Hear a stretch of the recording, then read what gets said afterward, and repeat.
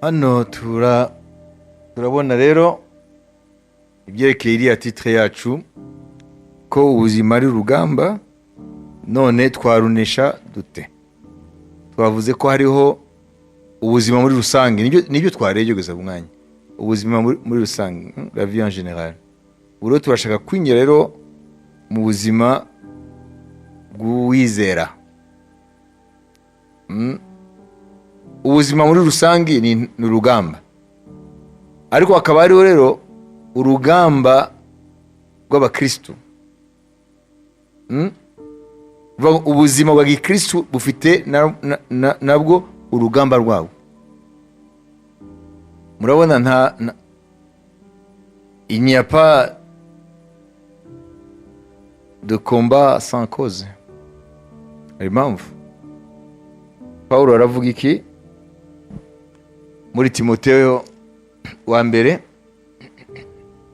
ibice 4, Timoteyo wa kabiri ibice 4 umurongo wa 6 tugeze ku murongo w'8. Kuko njyeweho maze kumera nk'ibisukwa ku gicaniro, igihe cyo kugenda kwanjye gisohoye. Narwanye intambara nziza, narangije urugendo, narinze ibyo kwizera. Ibisigaye mbiki ikamba ryo gukiranuka, iry'umwami wacu umucamanza utabera azama kuri urya munsi. Nyamara si njye njyenyine, ahubwo n'abakunze kuzaboneka kwe bose. Amen. Amen. Pawulo aravuga iki? Ngo yarwanye intambara nziza. J'ai combattu le bon combat. Yarwanye intambara nziza. None iyo ntambara ya Pawulo ni y'ubuzima bwa buri twavuze. Oya. Timoteyo wa mbere turaza kwifatanya Timoteyo wa kabiri 4 na Timoteyo wa mbere igice cya mbere ku murongo wa 18 19. Mwana wanjye Timoteyo, ndakwihanangiriza nkurikije ubuhanuzi bwa kera bwahanuye ibyawe, kugira ngo buduheshe kurwana intambara nziza, ukomeje kwizera kandi ufite umutima uticira urubanza. Uwo mutima bamwe barawuretse bahinduka nk'inkuge imenetse ku byo kwizera. Amen. Amen. Paulo abwiye Timoteyo ko ari ubuhanuzi bwamuvuzeho. Le commandement que je t'adresse, Timothée, mon enfant, selon les prophéties faites précédemment à ton sujet, c'est que d'après elles, tu combattes le bon combat, en gardant la foi et une bonne conscience.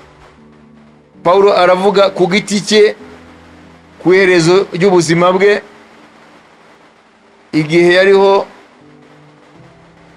arasukwa ku gicaniro nk'uko yabivuze, kuko ubuzima bwe yarabutanze ku gicaniro cy'ubutumwa bwiza.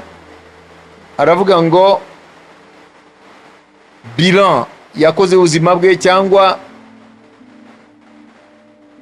asubije amaso inyuma kare ubuzima bwe nk'umukozi wa Kristo.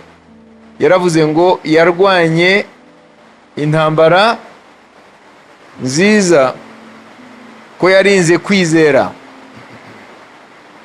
Yarwanye intambara nziza, yarinze kwizera. J'ai combattu le bon combat, j'ai achevé la course, j'ai gardé la foi. Aravuga ko yarwanye intambara nziza. Iriya nyine yibukije Timoteyo yuko ubuhanuzi bwakuvuzeho, umwana wanjye Timoteyo, nuko ukwiye kurwana intambara nziza kandi ukarinda kwizera n'umutima nama uzira amajwi awushinja,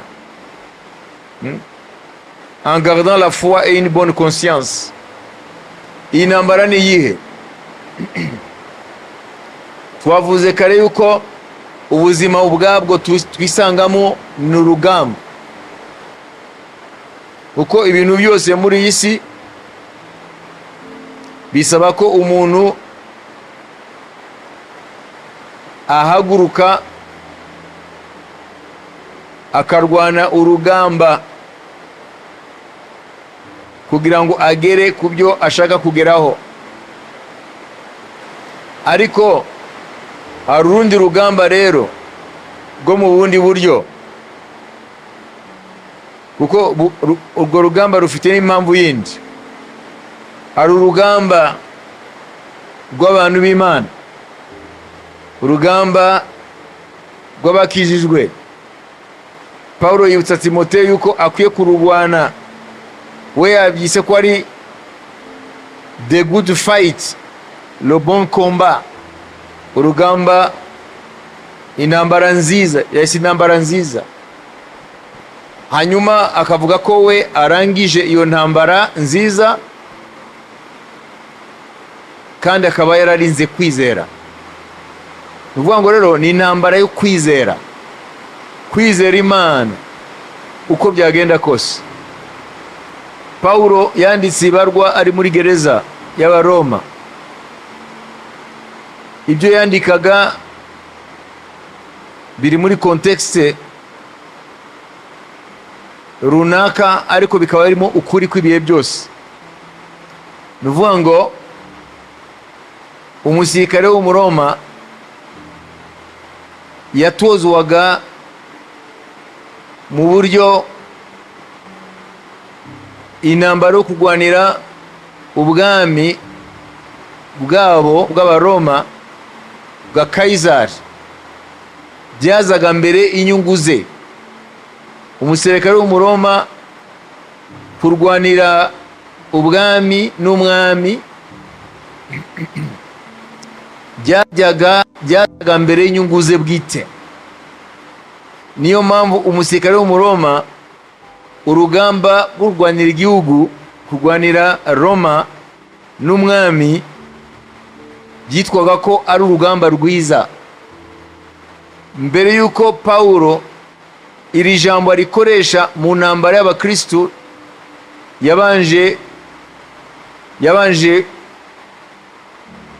yakoresheje icyo cya analogie. Ni ukuvuga ngo yafashe intambara y'umusirikare w'Umuroma,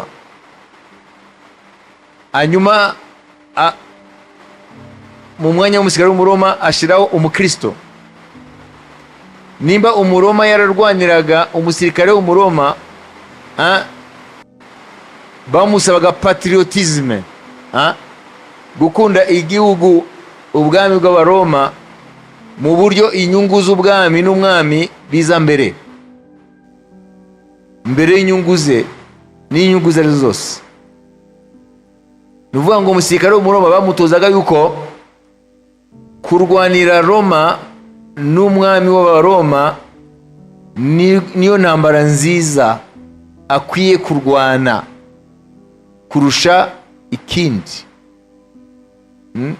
Iyi good fight, le bon combat hano, ni ukuvuga ngo umusirikare w'Umuroma bamutozaga, uretse kurwana, bamutozaga mu buryo bw'imitekerereze yuko kurwanira Roma n'umwami w'Abaroma niyo ntambara nziza iruta izindi, mu buryo bimusaba no kwitanga kabone naho yapfa, kubera ko azaba apfiriye a good fight, azaba apfiriye urugamba rwiza. Mwajubise background y'aya magambo ya Paulo ni umusirikare w'Umuroma n'umuhamagaro wo kurwanira Roma n'umwami w'Abaroma, kandi bamutozaga yuko nubwo imyaka yo kuva mu ngabo yabigeze, aribyo bita zabukuru,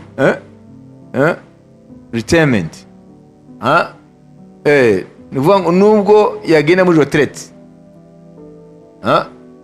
igihe cyose urugamba Roma iri mu ntambara akwiye kuva mu byo arimo akongera akajya ku rugamba. ibyo nibyo batozaga umusirikare w'umuroma. Ni ukuvuga ngo ni umusirikare toute la vie, ni umusirikare ubuzima bwose, yaba akirimo yaba atakirimo. Igihe cyose urugamba ruhari, Roma ikaba iri mu ntambara n'abanzi bayo, bayiteye cyangwa yateye, ashobora guhaguruka akagenda kurwana. Pawulo rero yari muri gereza y'Abaroma igihe yandikaga aya magambo. Nawe aravuga ngo nk'uko umusirikare w'umuroma ashira inyungu za Roma mbere n'inyungu z'umwami w'Abaroma, niko umukristo ashira mbere inyungu z'ubwami n'inyungu z'umwami we ari we Yesu Kristo. Hanyuma intambara y'uwo musirikare w'Abaroma ni intambara y'inyama n'amaraso, n'abanzi n'ab'inyama n'amaraso. Ariko intambara y'umukristo ni intambara yo mu mwuka, n'intwaro ze n'iz'umwuka, n'abanzi be n'ab'umwuka. Ariko iriya etat d'esprit, kiriya gitekerezo cy'umusirikare wa Roma bamubijemo, sibyo? Iriya patriotisme, qui va jusqu'au sacrifice suprême, donner sa vie pour Rome et pour l'empereur, gutanga ubuzima bwe ku bwa Roma n'umwami wa Roma. Niko n'umukristo Imana imusaba kugira ngo arwane intambara nziza, amen, inyungu z'ubwami bw'Imana zikaza mbere y'izindi nyungu, ndetse n'inyungu z'umwami we ari we Yesu Kristo. Nk'uko Roma yita intambara zayo ko ariyo nziza, Pawulo aravuga ngo intambara y'umukristo, amen, ni intambara nziza. Kubera iki? Kuko ifite koze nziza. Impamvu uriya musirikare wa Roma arwana ku bwa Roma n'umwami nuko yumva ko ariyo ntambara nziza, nicyo kintu cyiza yakorera igihugu cye. No mu bwami bw'Imana umukristo azi ko ikintu cyiza kiruta ibindi, amen, ni ukurwana intambara nziza y'ukwizera. Imana ishimwe. Pawulo rero ntabwo yarwanye intambara z'inyama n'amaraso, yarwanye intambara nziza y'ukwizera. Kuko akanguriye Timoteyo ngo mwana wanjye Timoteyo, nk'uko ubuhanuzi bwakuvuzweho ngo ukwiye kurwana intambara nziza, amen, haleluya, ukarinda kwizera n'umutimanama muzima, udafite ibiwushinja. We rero ku iherezo ry'ubuzima bwe aravuga ngo jyewe Pawulo ndi hafi gupfa, ndi hafi kuva muri ubu buzima, ariko narwanye intambara nziza. Ya ntambara nziza ni iyihe?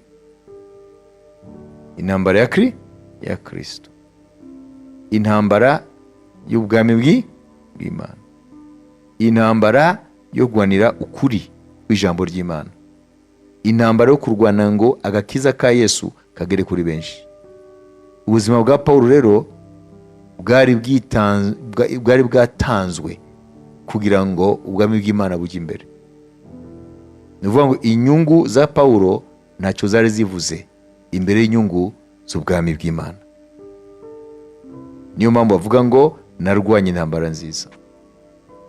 Rero nk'uko ubuzima turimo busanzwe ari intambara, umuntu akwiye kwirwana, kubera ko ubuzima, tuba turi mu buzima, hari ibintu byinshi cyane umuntu ahangana nabyo, kandi ukwiye kubirwana ukabinesha.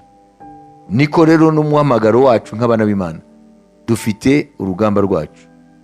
Umukristo rero intambara irakomeye kurusha n'izindi, kubera ko intambara ye ibigeretse ku yindi yari isanzwe afite.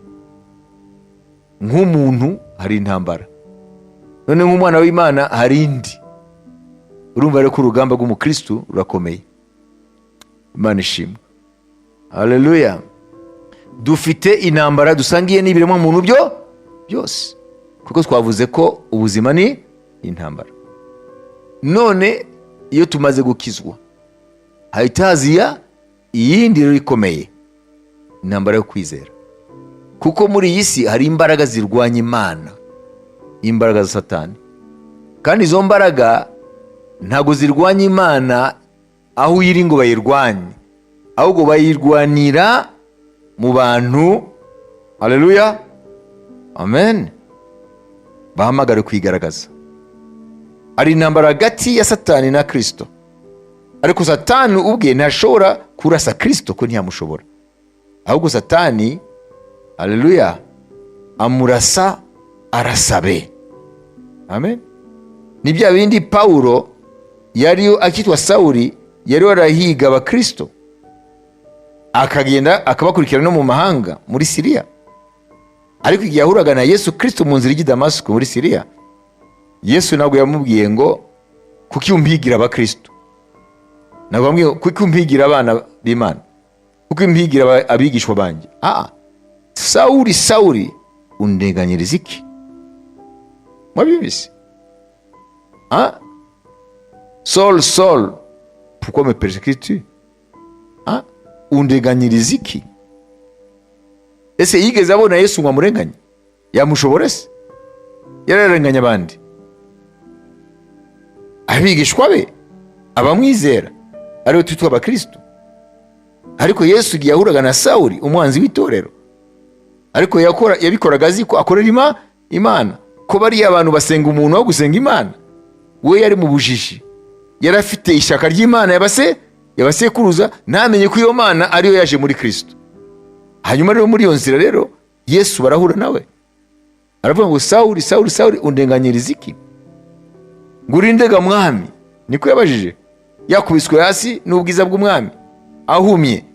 Hanyuma yumva ijwi rivugira muri wa mucyo ukomeye utangaje, ngo ndi Yesu w'i Nazareti urahiga, uratoteza. Je suis Jésus de Nazareth que tu persécutes.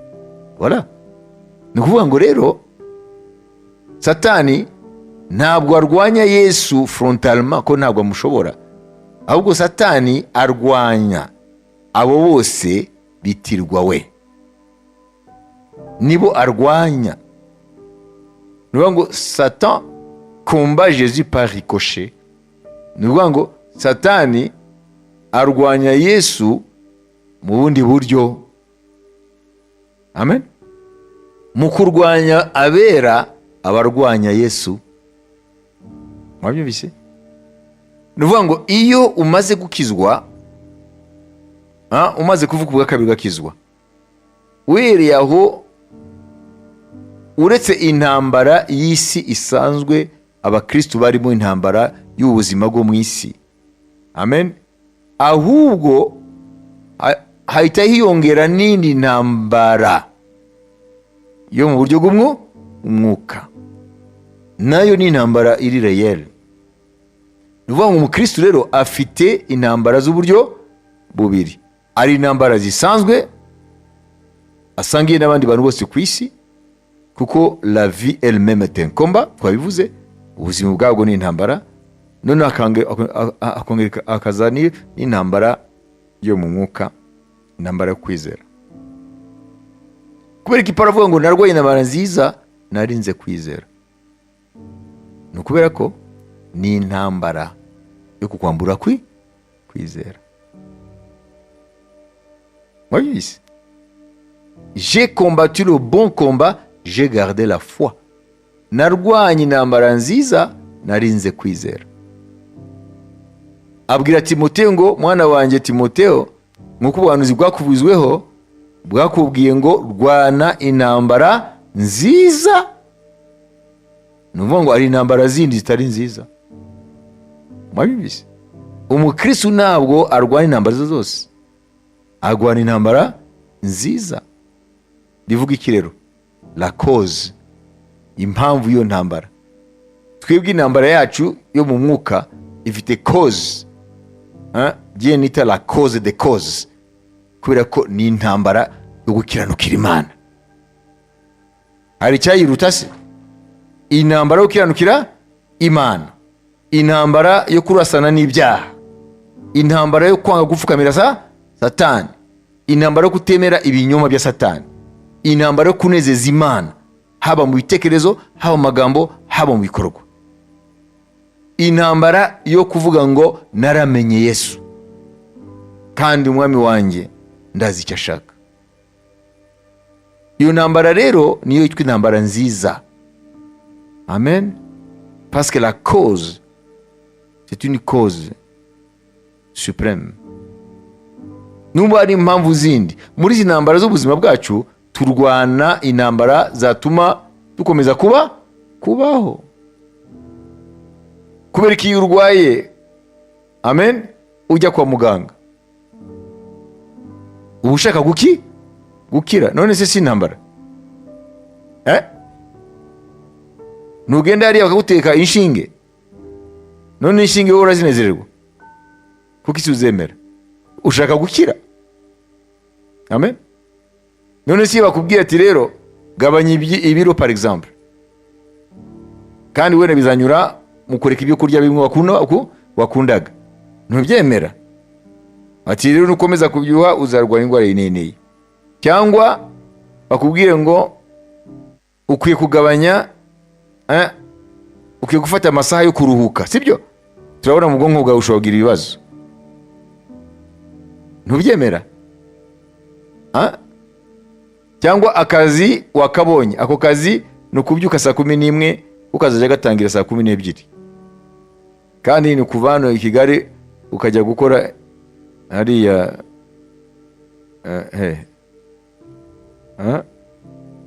Muhanga, aho ni hafi. None se ntabwo ugenda? Uravuga ngo ugemenyeye kubyuka saa 1, urajyayo kubera iki? Kubera ko urashaka amafaranga, ugura ibyo ukeneye. None se si urugamba? Niyo mpamvu umwana mu kuza muri isi abanza kurira, abarira ubuzima ajemo, ariko akaba atazi n'ibyo ari byo, ariko ararira. Akwiye kurira kuko yinjiye ku mapambano, yinjiye ku rugamba, yinjiye muri struggle.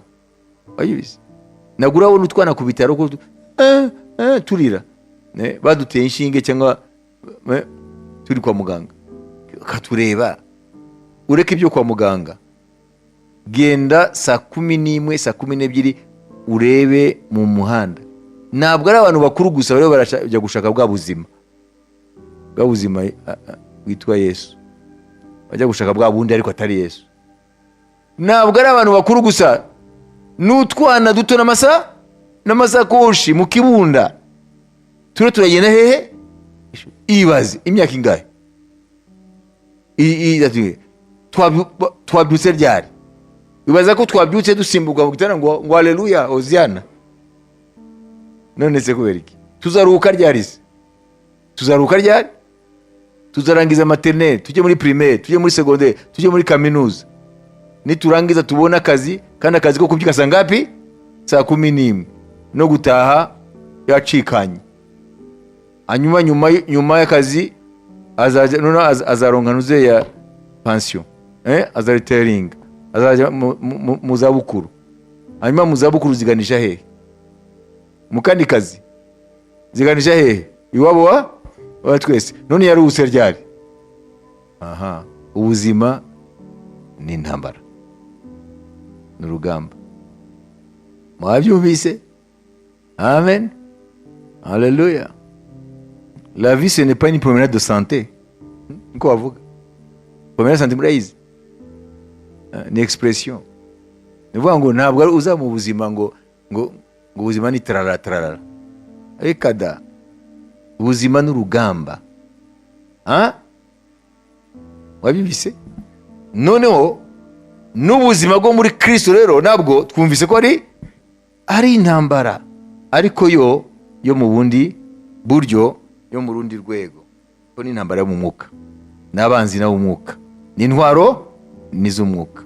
Uyu munsi rero turashaka rero kureba ni gute dushobora kwinjira muri bwa buzima, amen, umwami Yesu yavuze ko ari we buzima, ari ubugingo buhoraho. Iyo tumaze kwizera Yesu turabufite, ariko mu gihe tutarajya mu ijuru hari ubundi turimo hano. Ubu turimo hano rero, amen, ari igihe isi tushuka ikatubwira ubuzima butari bwo, ariko Yesu yavuze ngo ni jyewe inzira n'ukuri n'ubuzima. None twabwinjiramo gute ubwo buzima avuga? Twabubamo gute tukaba muri rya sezerano ry'ubuzima bwa none? Kuko bwabo n'ubwo kizaza turabufite mu kwizera. Turafite ubuzima, turafite ubugingo buhoraho, ariko ubuzima rero buhishwe abantu b'isi, ariko buri réel muri Kristo. Amen. bukubiyemo ibintu byose isi yita ubuzima n'ibirenze ibyo. Twabyinjiramo gute? Iyo niyo ntego y'amasengesho uyu munsi, kugira ngo ube mu buzima wesha Imana icyubahiro. Amen. Ubuzima buzira kwitotomba, kwiheba. Amen. Ubwo nibwo dushaka kureba. Ariko mwumvise ko byose ni intambara. Alléluia.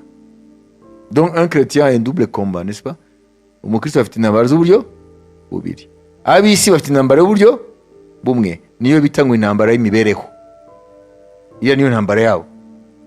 Amen.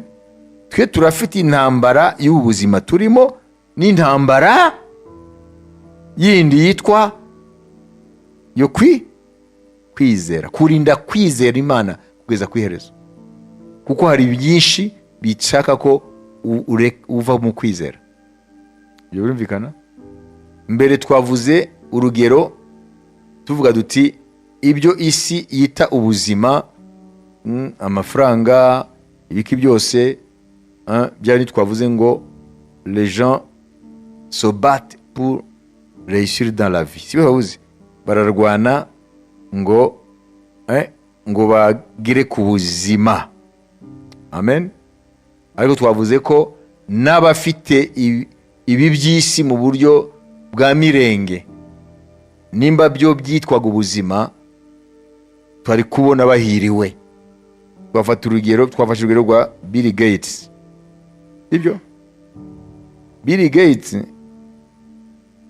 yashakanye na Melinda, umugore we, mu mwaka wa 1994. Amen. Haleluya. Baradivorsa 2021. Sinabwiye ko ari ejo bundi. Bafite abana bangahe? 3. Ni bamwe mu batunzi ibintu byinshi ku isi. Bashinze hamwe Melinda and Bill Gates Foundation. Igihe rero batandukanaga, umugore igice yatwaye kuri iyo fondation ni miliyari 12 n'igice z'amadolari y'Abanyamerika. Uro batandukanye. Nari nzi ko umuntu afite amadolari ngana gutyo ntabwo atandukana. Bivuga rero ibi rero tubona muri isi ni ibintu ntabwo ari bwo buzima. Amen. Ni ibintu ntabwo ari bwo buzima. Byakabaye ubuzima, Bill Gates na Melinda umugore we bari kumwe banezerewe. Sibyo? Ariko urabona ko batandukanye. Kubera iki? Kubera ko ntabwo ari bwo buzima. Yesu yavuze ngo nijye buzima. Amen. Kandi ubuzima yavuze burimo nibyo na bya bindi si yita ubuzima. Ngo nta wasize byose sibyo byose. Ku bwanjye n'ubutumwa bwiza atazabura kubisumbushwa inshuro 100 mu buzima bwa none, cyangwa mu gihe cya none, mu gihe kizaza. Ariko mu gihe cya none ni benshi bataramenya ko Yesu Kristo, amen, haleluya, atanga ubuzima bwa none. Arabutanga.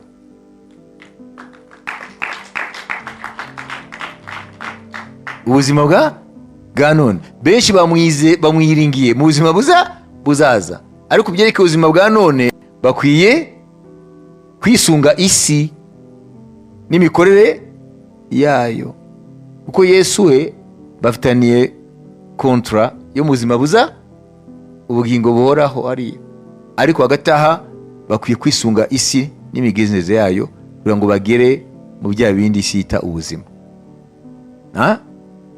Tukahita twinjira muri game y'isi, twinjira muri deal y'isi. Wabibizi? Abantu benshi niko bameze bitwa abakristo. Ni bake bazi ko Yesu Kristo atanga n'ubuzima bwa none. Bazi yuko Yesu atanga ubugingo buhoraho. Hagati aho tukwiye kwinjira muri game y'isi, mikino y'isi, buryo isi itwereka ukugera ku mafaranga, ukugera kuri ibi. Wabyumvise? Niko bimeze? Nous devenons des petits païens qui espère voir le Seigneur. Hari umupagani azabona umwami. Satani aradushuka. Amen. Ese mwabyumvise? Haleluya. Zaneti mugunenga dusomere kandi iriya Mariko 10. Aho niho dufite ikibazo rega. Mariko 10. Hanyuma dufata umwanya wo gusenga.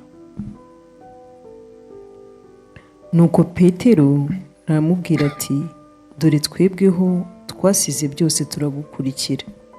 Yesu aramubwira ati, ndababwira ukuri yuko nta wasize inzu cyangwa bene se cyangwa bashiki be cyangwa nyina cyangwa se cyangwa abana cyangwa amasambu ku bwanjye no kubw'ubutumwa bwiza utazahabwa ibi biruta inshuro 100 muri iki gihe cya none, ari amazu, ari bene se, ari bashiki be ndetse na ba nyina n'abana n'amasambu, hamwe no kurenganywa, maze mu gihe kizaza akazahabwa ubugingo buhoraho. Amen. Amen. Ese ibi turabyemera?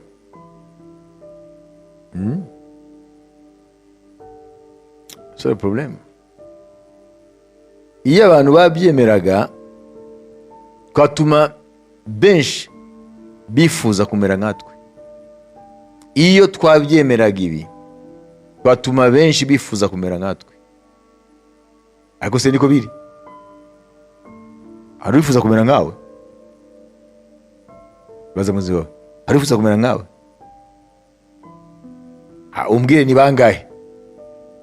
Ni bangahe wabonye akubwira ngo turashaka kumera nkawe? Ahubwo abitwa abakristo, abitwa ko bakijijwe, ahubwo bararikira kumera nk'abisi. Role model babo bari mu isi. Ça, c'est l'inverse. Ahubwo abantu benshi mu matorero bifuza kumera nk'abariya bari hanze mu isi. N'abisi bake bifuza kumera nk'abarokore. Kubera iki? Rien d'attractif. Nta bintu biyakurura. Gibazo. Ibyo byibaze nawe. Aya magambo, ce texte nous lance un grand défi. Iyi ni challenge. Aya magambo du challenginga. Ngo nta wasize byose kubwanya ubutumwa bwiza atazabara gusumbishwa ibi yasize ishuri 100 mu gihe cya none n'ubugingo buhora mu gihe kizaza. Amwe que Kristo nimba Yesu Kristo ufata ko atavuga ukuri, ariko uko ni ukuri. Yesu amagambo yose ni ukuri. Yose ni ukuri. Amen. Iyo Paulo avuga ngo maze Imana yanjye izabamara ubukene bwanyu bwose, yarabeshyaga se? None se dufite ikibazo bandugu yangu. Uzareba abajene mu itorero, uzababaze ngo role model wawe ninde? N'igitekerezo cyawe n'abantu abona ku masene n'abastar. Why? Ariko n'abantu bake muri abo bisi bifuza kumera nkatwe, kuko nta kintu kibatira. Ati mwebwe icyo tuzi gusa muturusha no gufunga amaso musenga. Ibyo se byakwatira abantu? Iyi ni defi. Ndio ndababwira ijambo ry'Imana, ntabwo ari ibintu turahimba. Ahubwo tugiye gushaka rero ni gute. Kubera iki? Hari ikintu bita bouger les lignes. Iyo dushaka kureba bouger les lignes.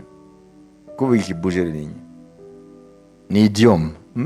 Bouger les lignes ni ukuvuga, amen, ko iyo bavuze ngo les lignes doivent bouger, ni ukuvuga ngo hakwiye kugira igikorwa kugira ngo iyo situation y'ubukristo ngo bagire inyota n'inzara yo kumenya ibyo twamenye, barebye ko hari ubudasa bw'ibintu badafite, nubwo bafite ibyo bita imibereho, ubuzima, ibyo bita ubuzima, ariko akabona muri twebwe hariho ibintu badafite bifuza ko babona.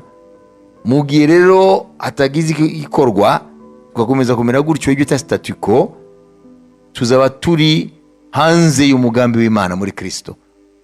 rero akwiye kuba icyo bita les lignes doivent bouger. Ni ukuvuga iki? Bouger les lignes ni ukuvuga ngo ni ugukora action, ni ugukora ikintu, ni uguhaguruka hanyuma ukajisa kuri iyo situation ugakora kugira ngo impinduka ize. Imana ihabwe icyubahiro. Turaza kubibona impamvu byose byahumiye ku mirari.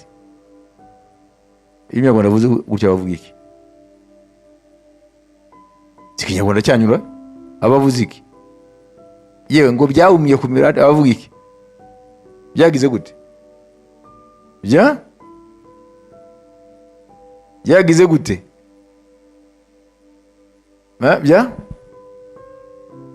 Byazambye. Aha. Tugira rero ibyo byazambye kubera ubujiji. Bikagira gute? Iyo ibintu byazambye hanyuma bikagarura ubuzima bita gute?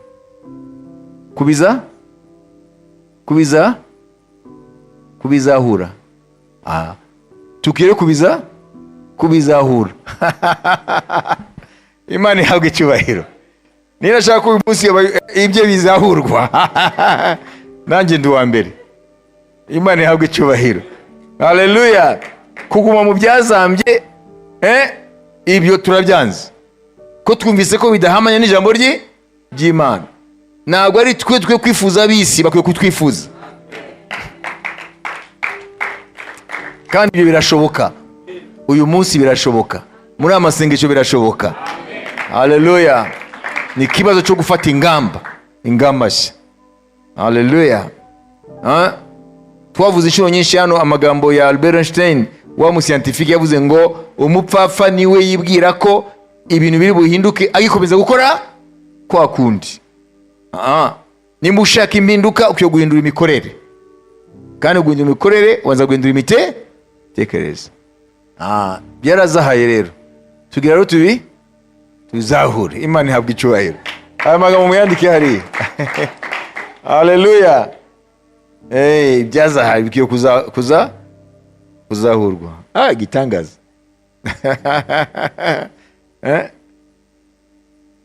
Very interesting. Ariko ibyo byazahaye. Ibyazahaye murumva ko amaherezo bizana kurambirwa. Nubitindamo urarambirwa. Niyo mubona abantu baza mu itorero nyuma y'igihe runaka bagiye he? Mubaza ko bagiye he? Bagiye mu isi kuko babonye ko niho hari ubuzima. Bahita bajya hariya. Ati mu kirokore nta kigenda. Ariko ni ibinyoma bya Satani. Rero nuko abantu batatahuye Yesu Kristo uwo ari we n'icyo yaje kudukorera. Dufate iminota 5. Turaza kubona n'impamvu ibyo bintu bidahinduka. C'est pas de la magie. Hari impamvu bidahinduka. Imana ishimwe. Wasanze ko nta muntu w'isi yifuza kumera nkawe, sibyo? Hari ikibazo rero. Hari ikibazo. Wigeze ubona umwami Yesu yifuza kumera nka Herode?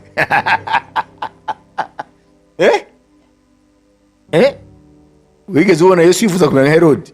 Umwami Herode ahubwo yamwisiki ingunzu. None ninde yifuza kumera nk'ingunzu? Ariko twifuza kumera nk'uriya mustari, kumera nk'uriya muntu, kumera nk'uriya muntu, tukamwigana, tukambara uko yambara, tukagira amakwafe nk'uko agira. Mbega barokore. Byarazahaye.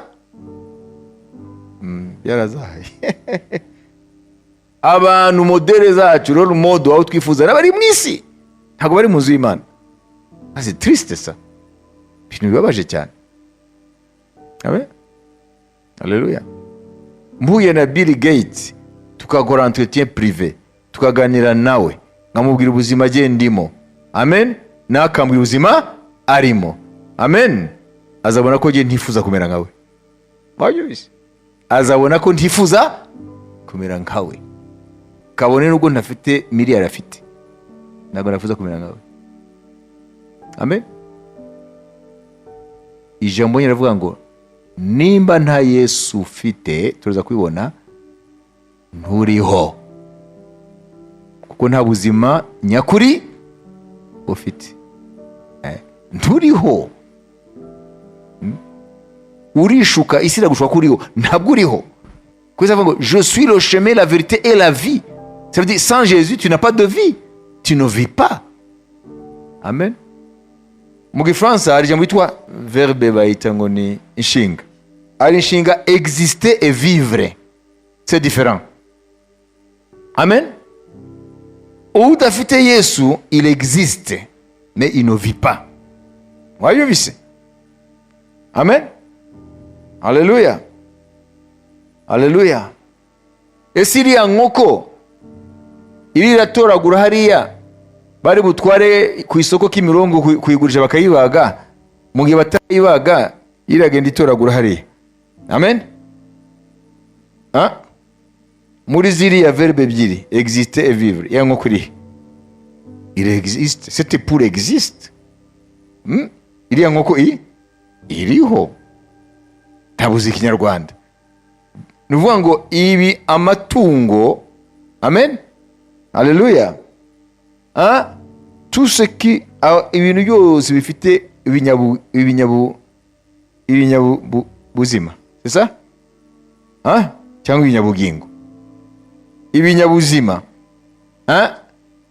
ibinyabuzima birexista byose, ariko vivre c'est avoir Christ. Niyo mpamvu Yesu yavuze ngo puisque je vis, vous vivrez. Ntiyavuze ngo vous existerez. Kuva aho twaje mu isi, on existe, vivre lorsqu'on reçoit Christ. Tangira kuba mu buzima umaze kwakira Yesu Kristo. Haleluya. Amen. Amen. Alléluia. Ni gute rero quelqu'un qui vit après avoir existé peut convoiter la vie de celui qui ne fait qu'exister? Sinzi. Ntabwo turimenya kabisa. Amen. Nous on n'existe pas, on ne se connaît pas d'exister, on vit avec un grand V. Turi mu buzima n'inyuguti nini. Imana ishimwe. Satani ashaka yuko abantu baguma bagenda biruka inyuma y'igitoki bahima bagapfa. Ugasanga rero mu nyuma nta na kimwe bigeze biruka. Kuko Salomo aravuga ngo byose ni ubusa nko kuri inyuma y'umuyaga. Salomo ntabwo avuga ngo kujya gukorera amafaranga, kubaka amazu ndiko ari bibi. Aravuga ngo ibyo byose nimba ari byo gusa. Amen. Wibaza ko ari bwo buzima, uribeshya. Kuko iyo uzapfa byose bizaba bifite icyo bivuga. Ahubwo Kristo niwe buzima. Ibindi byose ni ibintu twifashisha muri ubu buzima turimo, ariko Kristo niwe buzima nyabwo. Niyo mpavuze ngo je suis le chemin, la vérité, la vie. I am the way, the truth and the life. Ni life, eternal life, buzima buhoraho turabufite mu kwizera, ariko tukwiye kugira rero life, tukwiye kugira la vie maintenant même, tukwiye kugira ubuzima. Amen. Ariko reba barokore, niyo ndababwira ibintu ukuri, ubarebe nk'ubu ibitekerezo byanyu bayiproject kuri screen hari, wakumirwa. Ni ibitekerezo wakumirwa, aba bantu n'ab'Imana cyangwa muribaza ko Paulo ntiyari umuntu nkatwe? Yavuze iki hariya? Ngo kubaho ni Kristo, no gupfa ni inyungu. Yari yamenye ko Kristo niwe buzima. Bibiri yatangaje kuvuga ngo Imana yanjye izabamara ubukene bwanyu bwose. Bivuga ngo Paulo yari azi ko ibintu byose biri mu isi, amen, ni bya Kristo, kandi abari muri we nawe ari muri bo. Haleluya. Nubwo bashobora gukora nk'uko abisi bakora mu byo bita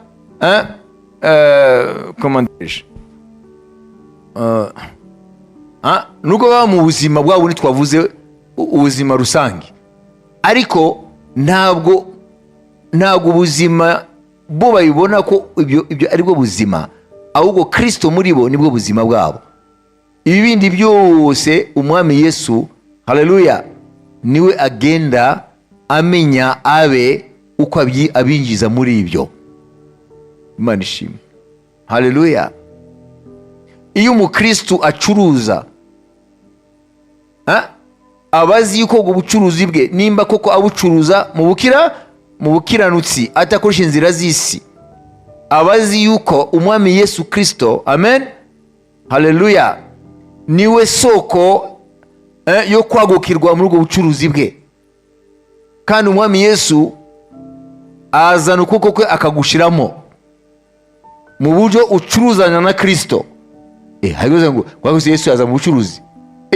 Soma neza no mu bwubatsi ajyamo, kuko yaravuze ushaka kubaka inzu yubake ku musenyi. Aravuga iki se?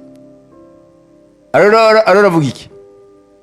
Aravuga ko n'ubwubatsi aburimo. Hanyuma wa wundi ngo yamuhaye taranto imwe, hanyuma bakayicukura akayihamba, yagaruka ngo mataranto yanjye unyereke n'ibyo wungutse, ngo nari nzi kuri umwami ujya gusarura utabibye, none ngiyi nagushuje iyo wampaye. Yesu yavuze iki? Ngo nimba wari uzi ko ndi mubi nkajya gusarura ntabibye, kuko utaretse iyo taranto yanjye nkayishyira kuri banki ikanyungukira. Nyumva ko Yesu ari no muri banki, ari no mu mafaranga rero.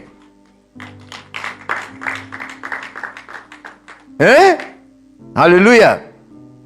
Ngo uyu mugore ari kubise ngo arababara, hagera igihe cyo kubyara, umwana yamara kuza ngo aranezerwa ko hari umuntu mushya isi yungutse. Nyumva ko Yesu Kristo ari no mu ibyara, no muri maternity arahari. Imana ihabwa icyubahiro. Iyo urebye ingero yagiye atanga yose ni ingero zo mu buzima. Kristo ari muri byose. Haleluya. Nuvuga ngo nta kintu na kimwe udashobora mwana w'Imana, amen, kwimvurigamo Kristo. Arahari. Ari ikibazo rero twarafashe Kristo tumurekera hariya, hanyuma ibi ni iby'isi ntabwo arimo. Mwabyumvise? Yesu tuvugana gusa ibyo kujya mu ijuru. Niyo mpamvu rero tuba mu buzima rero, amen, Kristo atabonerwamo. Hanyuma ab'isi kuko bo bafite inzira zo gusamo, zo kugera ku bintu, akaba ari byo bigeraho. Hanyuma twebwe kuko turi abantu b'Imana, ugasanga iby'isi yose turi hasi, kuko ntabwo twigeze twinjiza Kristo no muri by'ubuzima turimo. Kandi Kristo ari muri byose, ashaka kubizamo. Haleluya, amen. Cuzana na Kristo. Jya mu mashuri igana na Kristo. Jya kubaka ubakana na Kristo. Haleluya, amen. Kuko Kristo ari muri byose, ariko twebwe twarasepaye. Nkuko hariho idini rimwe rivuga ngo hariho abalayike n'abihaye Imana. Kandi muri Bibiliya bavuga ngo twese twarihaye Imana. Abakristo barihaye Imana. Ntimumva se? Niyo mpamvu rero ubuzima bw'abantu b'Imana ntabwo buhinduka, kuko barasepaye. Hari ibya Kristo biri hariya, hari n'iby'isi biri hariya. Iyo mitekerereze idahindutse nta mpinduka izaza. Les lignes ne vont pas bouger, bizaguma ari kwa kundi. Imana ishimwe, amen. Nimubizi se? Ibi mvuga se nimubizi? Kristo bamushize ku ruhande ngo we ibyo bavugana nawe ngo nibyo kujya mu ijuru, ibindi ntabwo bimureba, ntabwo abirimo. Muribeshya cyane. Kristo ashaka kwinjira mu buzima bw'abana be bose kandi muri byose. Imana ihabwa icyubahiro. Dufate iminota 5 rero. Iminota 5 urakora iki? Urahamagara Yesu muri byose byawe. Amen. Muhamagare mu bikora, muhamagare muri byose. Umubwire ati mwami natawiye yuko kugukurikira bifite isezerano mu gihe cya none no mu gihe kizaza. No mu gihe cya none ngira ngendane nawe muri byose. Ni wowe uzi ibyo ukora, hamagara Kristo abyinjiremo, hanyuma urebe ko ibintu bidahinduka. Haleluya, haleluya. amen. Nimba uri umuhinzi uhingane na Kristo, urebe ko imirima itera kurusha iy'abariya, kuko aho Kristo ari ubutayu buramera. Reka babaze ikibazo, kubera iki Abisirayeli birukanywe muri Palestina? Bagiye Palestina, murumva ko atari ijambo rya Bibiliya, sibyo? Abaroma nibo barizanye ngo bahanagure Isirayeli. Kubera iki Abisirayeli bamaze kuva mu gihugu cyabo imyaka hafi 2000 hahisaho ubutayu, hanyuma Abisirayeli bagarutse ubutayu bwarameze? Kubera iki? Kubera yuko ni ijambo ry'Imana ryari risohoye. Kristo rero ahari ubutayu buramera. Imana ishimwe, haleluya. Ahari ingumba zirabyara, ahari ibintu bifata ishusho yindi. Niyo mpamvu navuze ijambo gitwa bouger les lignes, nuvuga ngo ibintu bikwiye guhinduka. Ariko ntabwo bihinduka gusa uraho gusa, ndaza kubabwira iyi ni intambwe ikomeye yo guhindura ibintu. Reka dufate ya minota 5.